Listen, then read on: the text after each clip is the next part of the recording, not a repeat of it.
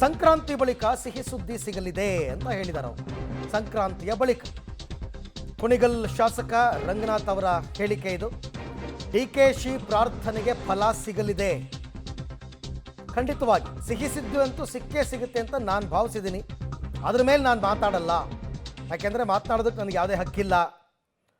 But DCM ಪ್ರಾರ್ಥನೆ ಫಲ ಕೊಡುತ್ತೆ ಅಂತ ವಿಶ್ವಾಸದ ಮಾತುಗಳು ಅವರದ್ದು. ಮಾಡಿದ್ದಾರೆ. ಕರ್ನಾಟಕ ರಾಜ್ಯದ ಬಗ್ಗೆ ಯಾವ ರೀತಿ ಅಭಿವೃದ್ಧಿಗಳನ್ನು ಮುಂದೆ ತೆಗೆದುಕೊಂಡು ಹೋಗ್ತೀನಿ ಅಂತ ಹೇಳಿರ್ತಾರೆ. ಪಕ್ಷದ ಸಂಘಟನೆ ಬಗ್ಗೆ ಮಾತಾಡಿರ್ತಾರೆ ಅಂತ ಅಂದ್ಕೊಂಡಿರ್ತೀವಿ. ಹಾಗೆ ಅವ್ರವ್ರದ್ದು ನಡೆಯುವಂಥ ಮಾತುಗಳು ಅದನ್ನು ಸಾಹೇಬ್ರನ್ನೇ ಕೇಳಬೇಕು. ಸಿಹಿ ಸುದ್ದಿ ಅಂತೂ ಸಿಗುತ್ತೆ ಅಂತ ನಾನು ಭಾವಿಸ್ತೇನೆ. ಅದ್ರ ಮೇಲೆ ನಾನು ಮಾತಾಡೋಂಥದ್ದು ನನಗೂ ಯಾವುದೇ ಹಕ್ಕಿಲ್ಲ ಅಂತ ಅನ್ಕೋತೀನಿ. ನಾನು